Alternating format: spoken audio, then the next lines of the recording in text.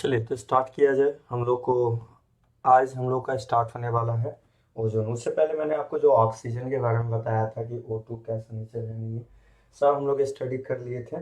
एक बात बाबू, एक एक्स्ट्रा इंफॉर्मेशन के फॉर्म में ये बैठा लेना कि N2H4 प्लस लिक्विड O2 को एज अ रॉकेट फ्यूल में यूज़ किया जाता है। किस में यूज़ किया जाता है? एज अ रॉकेट फ्यूल में यूज़ किया जाता है।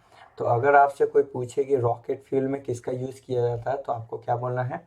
आपको बोलना है कि किस N2H4 और लिक्विड O2 का use as a rocket fuel में किया जाता है। ठीक है ना?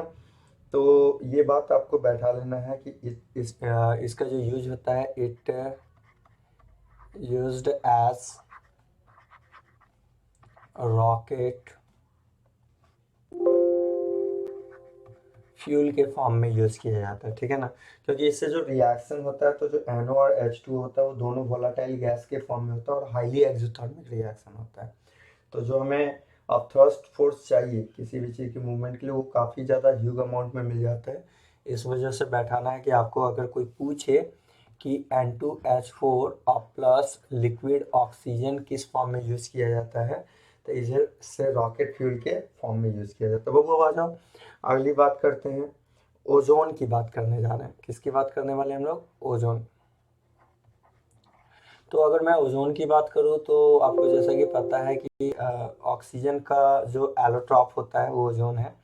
तो एलोट्रॉप ऑफ ऑक्सीजन जो है, एलोट्रॉप ऑफ ऑक्सीजन जो है भाई, वो आपका ओजोन होता है। जिसके स्ट्रक्चर की बात करें फॉर्मूला, तो आपको लिखना है O3 करके लिखना है। अब वो देखो, स्ट्रक्चर वाइज अगर बात करते हो तो ये कुछ इस तरह से होता है, O कोऑर्डिनेट हो। अब इसी को चाहो तो आप ऐसे भी बना सकते हो। कैसे? गौर करना। O, यहाँ पे माइनस, यहाँ पे प्लस। आपको जैसे कि दिखाई दे रहा है, यहाँ पे निगेटिव पाई कंजुगेशन होगा। निगेटिव पाई कंजुगेशन के वजह से यहाँ पे इस तरह से स्ट्रक्चर बन जाएगा। ये O, यहाँ डबल बॉन्ड, यहाँ माइनस, यहाँ प्लस। और आपको बता दूं मैं कि ये जो स्ट्रक्चर बन रहा है, ये चूंकि इक्विवेलेंट रेजोनेटिंग है। कैसा है? यहाँ से यहाँ तक के बीच में जो स्ट्रक्चर हो रहा है वो इक्विवेलेंट रेजोनेटिंग स्ट्रक्चर है। तो इक्विवेलेंट रेजोनेटिंग स्ट्रक्चर में जो बॉन्ड ऑर्डर निकालना होता है, वो निकालने का तरीका है 1 प्लस पाई बाई सिग्मा। तो 1 पाई का वैल्यू देख लो, डबल बॉन्ड में 1 पाई होता है। और सिग्मा देखोगे तो सिग्मा आपको ये दिखाई दे रहा होगा इस तरह से, जरा ध्यान से, ये प्लस, यहाँ माइनस। तो सिग्मा की अगर बात करते हो तो यहाँ से एक सिग्मा, यहाँ से एक सिग्मा, 2 सिग्मा, यानी ये वैल्यू आ जाएगा 3/2, मतलब हो जाएगा 1.5। तो अगर आपसे कोई पूछे कि बॉन्ड ऑर्डर बताओ ओजोन में ऑक्सीजन ऑक्सीजन के बीच का बॉन्ड ऑर्डर कितना होगा, तो आपको बोलना है कि ये बॉन्ड ऑर्डर होता है 1.5। ठीक है ना? तो पहला बात तो ये होता है। दूसरा बात की कि ये बहुत ज़्यादा रिएक्टिव होता है। It is too reactive to remain. जैसे जैसे आप हाइट पे बढ़ते जाओगे, रिएक्टिविटी आपका क्या होगा, इसमें बढ़ते चला जाएगा। तो सबसे पहला तो जो मैंने आपको टर्म्स बताया है, आप उसको बात को समझो। अगला आता है बाबू कि प्रिपरेशन कैसे किया जाए, प्रिपेयर करने का तरीका। अगर आपसे कोई पूछा कि O3 के प्रिपरेशन का तरीका बताना है, तो आपको क्या कहना है कि आप जैसे ही ऑक्सीजन को 3O2 मैंने ले लिया है, इसको क्या किया जाता है, इलेक्ट्रिक स्पार्क करवाया जाता है। इलेक्ट्रिक स्पार्क करने से क्या होता है कि कुछ O2 जो है वो नेसेंट O के फॉर्म में टूट जाता है। और ये ओजोनाइजर एपरेटस में ये काम होता है। किसमें होता है आपको मैं बोल दूं, ओजोनाइजर एपरेटस में। ओजोनाइजर एपरेटस में ये वर्क करवाया जाता है। और इलेक्ट्रिक स्पार्क करवाने से ये चेंज हो जाता है आपका O3 में। अगेन मैं आपको बता दूं कि O3 का जो नेचर है वो टोटल वैलेंस इलेक्ट्रॉन इवन में आ रहा है। तो ये O3 जो है ये आपका डाया मैग्नेटिक नेचर का है। कैसा नेचर का है बोलो? डाया मैग्नेटिक नेचर का है। ठीक है ना? और ये डिजॉल्व, पहली बात, फर्स्ट पॉइंट तो यहाँ पे जो जो इन्फॉर्मेशन मैं बोल रहा हूँ उसको बैठाओ। पहला डायमैग्नेटिक है O3। ये O3 के बारे में इन्फॉर्मेशन के फॉर्म में भी मैं बता रहा हूँ। O3 के बारे में कोई बोले तो आपको बोलना है डायमैग्नेटिक है। दूसरा बात कि बाबू ये एक्सोथर्मिक रिएक्शन होता है। कैसा होता है? सॉरी, क्या बोल रहा हूँ, एक्सोथर्मिक। आप बताओ यहाँ पे आप इलेक्ट्रिक स्पार्क करवा रहे हो तो सिंपल सी बात है, आप हीट दे रहे हो, हीट दे रहे हो तो ये रिएक्शन का जो नेचर होगा वो होगा एंडोथर्मिक होगा। कैसा नेचर होगा? एंडोथर्मिक होगा। और अगला बात कि वो जो आपका ओजोन जो होता है ये डिजॉल्व होता है टर्पेंटाइल ऑयल में। मैंने क्या बोला कि ओजोन डिजॉल्व इन, ठीक है ना, इट डिजॉल्व इन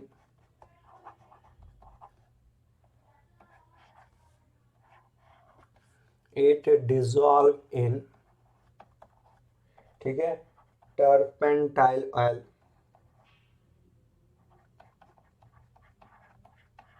ये डिजॉल्व होता है टर्पेंटाइल ऑयल में, ठीक है। और आपको बता दें कि सो अगर ओजोनवाइड ऑक्सीजन की बात की जाए तो आपको ये बैठा के रखना है कि ओजोनवाइड ऑक्सीजन जो होता है बाबू वो O2 और O3 के मिक्सचर को हम लोग ओजोनवाइड ऑक्सीजन कहते हैं। ओजोनवाइड ऑक्सीजन अगर आपसे कोई पूछा तो क्या बोलोगे? जल्दी बोलो। ओजोनवाइड ऑक्सीजन किसके मिक्सचर को कहते हैं? Mixture of O2 and O3 is known as ozonized oxygen, ठीक है। तो O2 और O3 का जो मिक्सचर है ये आपका कहलाता है, क्या कहलाता है बोलो? ओजोनवाइड ऑक्सीजन कहलाता है। अब थोड़ा सा प्रॉपर्टीज वाइज बात करते हैं कि इसका क्या क्या प्रॉपर्टी है, तो ध्यान दीजिएगा। अब सुनिए, जैसा कि मान लीजिए ये तो हो गया आपका, अब बात करने वाले हैं प्रॉपर्टीज पे। अगर मैं बात करूं प्रॉपर्टीज वाइज तो सबसे पहला प्रॉपर्टी होता है बाबू कि प्योर जो ओजोन होता है वो आपका पेल ब्लू कलर का होता है, ठीक है ना। पेल ब्लू होगा गैस में, डार्क ब्लू लिक्विड में, और वायलेट ब्लैक सॉलिड में। मतलब कि अगर मैं बात करूं ओजोन की तो ओजोन जो है आपका O3 जो है इसका अलग अलग वे है। पहला कि आप बोलोगे पेल ब्लू जो है, ठीक है, ओजोन जो है आपका पेल ब्लू होगा किस फॉर्म में बोलो? लिक्विड फेज में।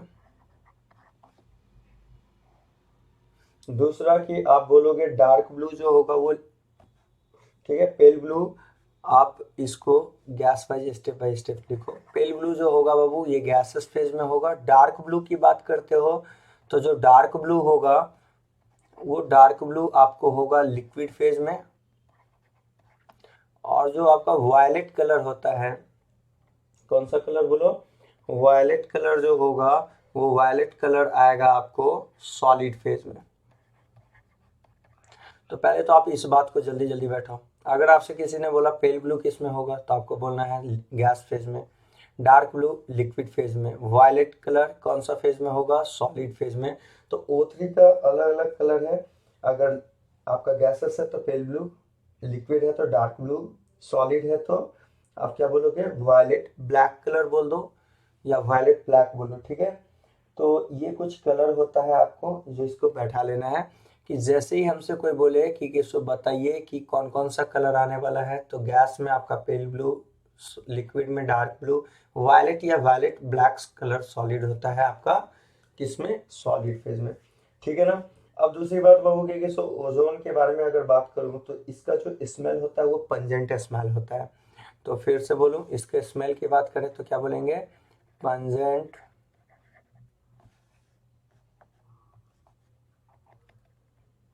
ठीक। इसके स्मेल की बात करेंगे तो क्या बोलेंगे? बोलेंगे पंजेंट स्मेल है। कैसा स्मेल है? पंजेंट स्मेल है। अच्छा, दूसरा पॉइंट कि स्मॉल क्वांटिटी अगर ओजोन का कंसंट्रेशन स्मॉल रहा कंसंट्रेशन तो वैसी स्थिति में ये हार्मलेस होता है, कोई हार्म नहीं करेगा। लेकिन अगर एक्सेस क्वांटिटी में रहा तो एक्सेस क्वांटिटी, आई थिंक मेरे कहने का सेंस है कि 100 ppm के रेंज में रहा तो उसमें फिर सांस लेने में प्रॉब्लम हो सकता है या हेडेक हो सकता है, ठीक है ना। तो पहले तो जो बोल रहे हैं आप उस बात को अच्छे से बैठाओ, ध्यान दीजिए। तो मैंने क्या बोला कि सो अगर आप इसका कंसंट्रेशन लो मतलब कि सो एकदम वेरी लो है ओजोन का तो वैसी स्थिति में ये हार्मलेस होगा। मतलब हम कह सकते हैं कि at a small concentration it is harmless, but if concentration आपको कितना हो जाए above 200 ppm हो जाए, 100 ppm से ज्यादा अगर कंसंट्रेशन हो रहा है ओजोन का, देन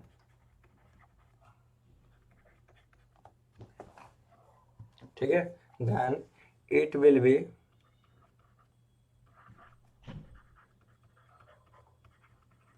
अब ये क्या हो जाएगा, वैसी स्थिति में ये जो है आपको बोलो तो हार्मफुल हो सकता है, ठीक है ना, देन इट विल बी,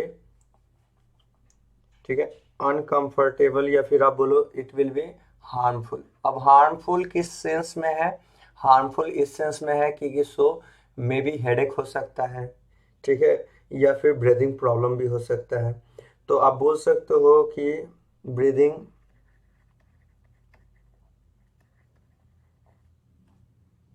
ठीक है, ब्रीदिंग बिकम अनकंफर्टेबल, सांस लेने में आपको दिक्कत हो सकता है अगर 100 ppm से ज़्यादा हो गया तो। ब्रीदिंग बिकम अनकंफर्टेबल,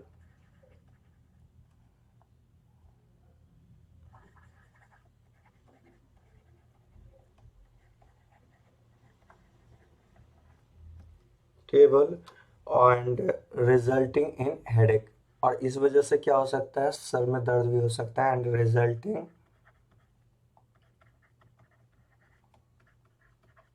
इन हेडेक।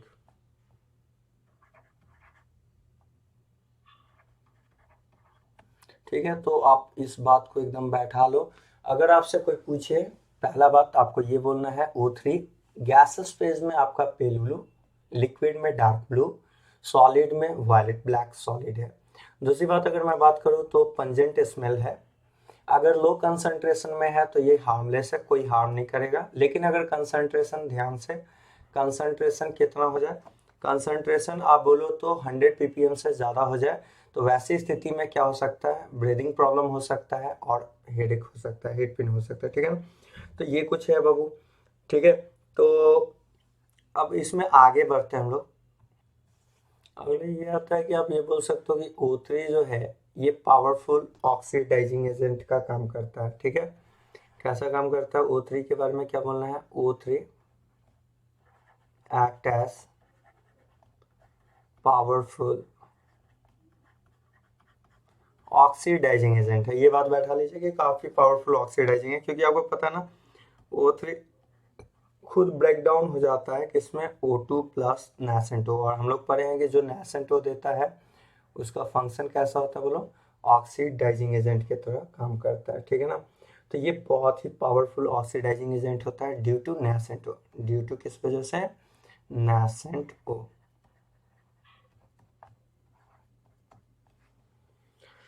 तो वो ठीक है। अब देखो कैसे कैसे रिएक्शन होता है, पहले तो ये समझना है आपको, तो ध्यान से समझिएगा। अगर मैं बात करूँ रिएक्शन की, तो रिएक्शन में करना क्या है कि अगर O3 पावरफुल ऑक्सीडाइजिंग एजेंट है तो ये O3 आपको पता होना चाहिए खुद चेंज हो जाता है O2 में। O3 खुद किस में चेंज हो जाता है, O2 में।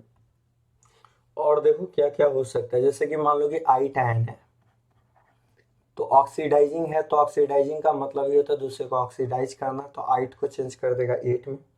जैसे मान लो सल्फाइट है, SO3 पे 2 माइनस है, इसको चेंज कर देगा SO4 पे 2 माइनस में, ठीक है ना। उसी तरह से मान लो NO2 माइनस है, NO2 माइनस को चेंज कर देगा NO3 माइनस में। मतलब क्या दिख रहा है, आइट आयन को बदलने का काम कर रहा है किसमें, 8 आयन में।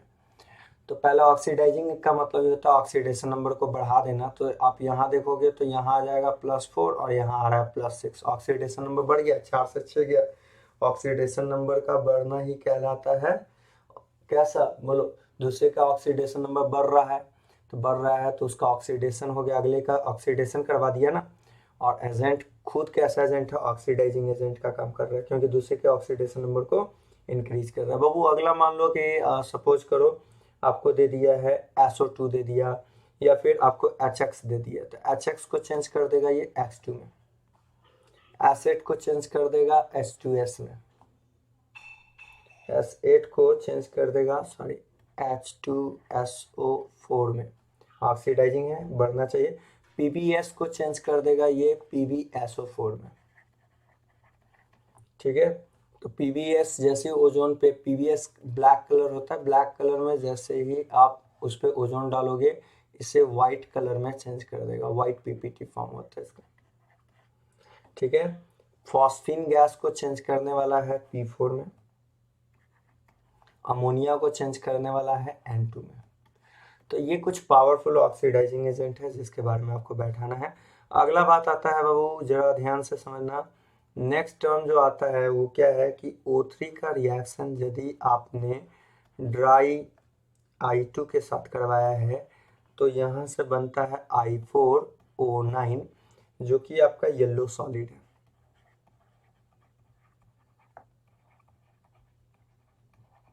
कैसा सॉलिड है? येलो सॉलिड है।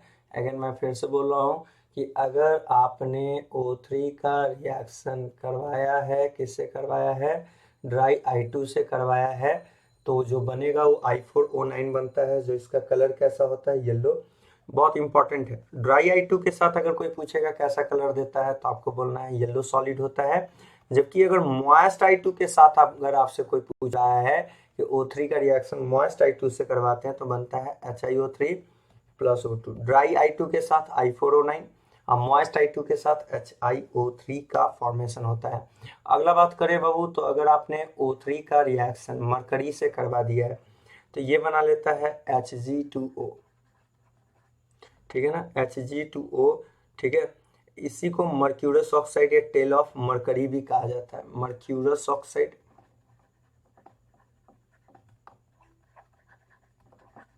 या इसी Hg2O को टेल ऑफ मरकरी भी कहा जाता है, क्योंकि एक्चुअली क्या है कि जो आप ऐसे नॉर्मल जो मरकरी होता है वो मोबाइलिंग लिक्विड है, मूव करते रहेगा।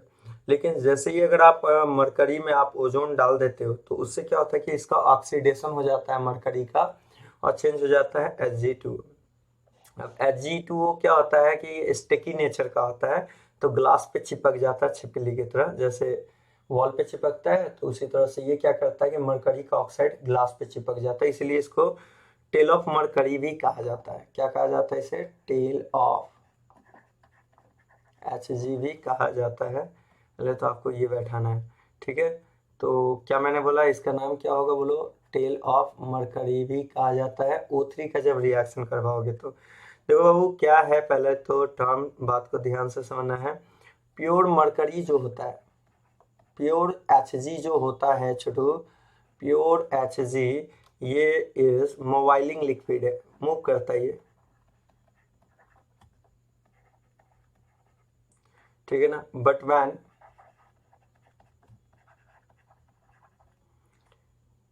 when both is in contact, both is in contact of O3, अगर आपका जो है मरकरी O3 के कांटेक्ट में आ जाए तो it's mobility decreases, its mobility decreases and it start sticking, ठीक है ना, ग्लास सरफेस। पहले लिख दे रहे, समझा रहे हैं आपको। Glass surface a type of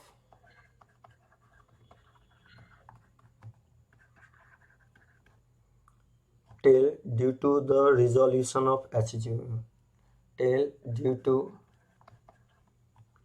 resolution of,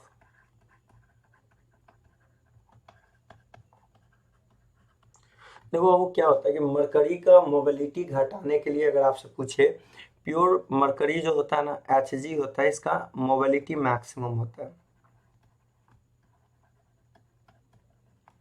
high होता है। लेकिन जैसे ही आप Hg में O3 ऐड करते हो तो क्या होता है कि मोबिलिटी यार घट जाता है, मोबिलिटी क्या होता है, डिक्रीज कर जाता है। तो अगर आपसे कोई पूछे कि मरकरी के मोबिलिटी को घटाने के लिए क्या ऐड करना जरूरी है, तो आपको बोलना है कि ओजोन। क्यों? क्योंकि मरकरी का ऑक्साइड बन जाता है जो स्टिकी नेचर का होता है और ग्लास के सरफेस पे स्टिक कर जाता है। तो मोबिलिटी घटाने के लिए मरकरी का क्या ऐड करना है, हमें ओजोन को ऐड करना है, जिससे मोबिलिटी क्या हो जाएगा, घट जाएगा। चलिए ठीक है, अब ध्यान से आपको समझना है वो अगली ओर बढ़ने जा रहे हैं। अगर आपने KOH का रिएक्शन O3 से करवाया है तो करवाने से आपको मिलेगा KO3, जिसका होता है ऑरेंज,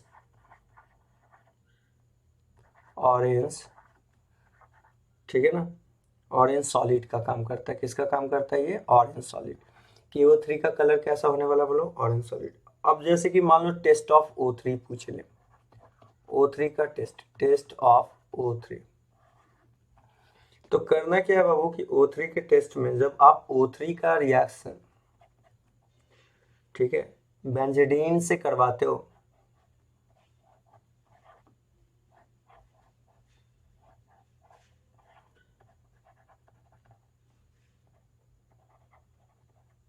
बेंजीडीन से करवाते हो तो ये चेंज हो जाता है ब्लू कलर में। जैसे ही इसका नाम है बेंजीडीन, तो बेंजीडीन से जैसे ही करवाते हो ब्लू कलर में अगर चेंज हो जाए तो एक बात कंफर्म हो जाता है कि पक्का ओजोन रहा होगा। क्या रहा होगा? ओजोन। तो अगेन फिर से बोल रहे हैं कि सो जैसे ही अगर आप O3 का रिएक्शन टेस्ट ऑफ O3 पूछे तो आपको बोलना है कि when O3 is treated with benzidine then colour become blue and it confirm that ozone is present in a container, जो भी बोलो, ठीक है। तो बाबू ये सब कुछ प्रॉपर्टी था जो आपका ओजोन के बारे में आपने देखा। पहला तो आपने क्या क्या देखा, मैं एक बार साइड में बता दूं। O3 का स्ट्रक्चर कुछ ऐसा होता है, हाइब्रिडाइजेशन sp2 होता है। शेप वाइज बात करोगे तो शेप निकाल ही लोगे, हाइब्रिडाइजेशन sp2 है तो क्या होगा। दूसरी बात की सो बॉन्ड ऑर्डर की बात करें तो बॉन्ड ऑर्डर 1.5 है। अगला बात अगर हम बात करें तो इक्विवेलेंट रेजोनेटिंग हो रहा है। O3 कैसे तैयार करोगे? O2 को, ठीक है ना, इलेक्ट्रिक स्पार्क करवाएंगे तो O3 में चेंज हो जाएगा। O3 क्या है? स्ट्रॉन्ग पावरफुल ऑक्सीडाइजिंग एजेंट जो O2 प्लस नेसेंट हो देता है। फिर मैंने आपको बताया कि सो अगर O3 का I2 का रिएक्शन, O3 के साथ I2 का रिएक्शन बहुत इंपॉर्टेंट है। अगर ड्राई I2 के साथ करवाओगे तो I4O9 बनेगा, मस्ट I2 के साथ करवाओगे तो HiO3 बनेगा। अगर O3 का रिएक्शन, बहुत देखो मरकरी क्या है? मोबाइलिंग लिक्विड है। अगर आप चाह रहे हो कि इसका मोबिलिटी घटे तो हम लोग क्या करते हैं उसमें कि O3 ऐड कर देते हैं। O3 ऐड करने से ये मर्क्यूरिक ऑक्साइड बना लेते हैं, मर्क्यूरस का ऑक्साइड जो स्टिकी नेचर का होता है, इसी को टेल ऑफ मरकरी भी कहा जाता है, G2O को, और इससे मोबिलिटी घट जाता है। क्या हो जाता है? मोबिलिटी घट जाता है। अच्छा, एक दो चीज़ और जो नहीं बताया तो यहाँ समझ लेना। मान लो कि मरकरी में होता है मेनिस्कस नेचर होता है। कैसा नेचर होता है? मेनिस्कस। तो जरा ध्यान से समझना, ये इस तरह से मान लो, और मैंने ऐसे दिखाया, ये मैंने बोला कि इसमें मेनिस्कस नेचर है,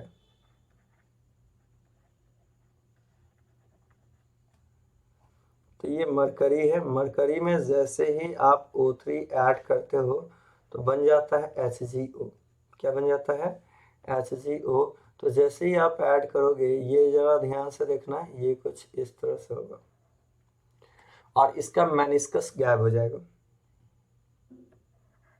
मेनिस्कस मतलब देखो ये उठा हुआ है ऊपर, तो अगर इसको चाह रहे हो कि प्लेन सीधे एक नॉर्मल, जैसे वाटर को अगर मान लो कि पानी को आप क्या कर रहे हो कि ग्लास के कंटेनर में, तो वो एक प्लेन में रहता है, जबकि मरकरी को रखोगे तो ये मेनिस्कस नेचर इस तरह से रहेगा। तो इसके मेनिस्कस को हटाने के लिए अगर आप चाहते हो तो आप इसमें क्या ऐड कर दो? O3 ऐड कर दो। जैसे ही O3 ऐड करोगे मेनिस्कस दूर हो जाएगा। तो बैठा लेना कि मेनिस्कस को दूर करने के लिए भी आप इसे एज ए यूज कर सकते हो। तो क्या मैंने बोला कि when O3 is added then meniscus nature removed। तो O3 के मेनिस्कस नेचर को हटाने के लिए भी आप क्या करते हो बाबू? इसका यूज करते हो, ठीक है। तो ये कुछ टर्म्स था जो आपने देखा। अब आगे बढ़ने वाले हम लोग, आगे की ओर देखिए।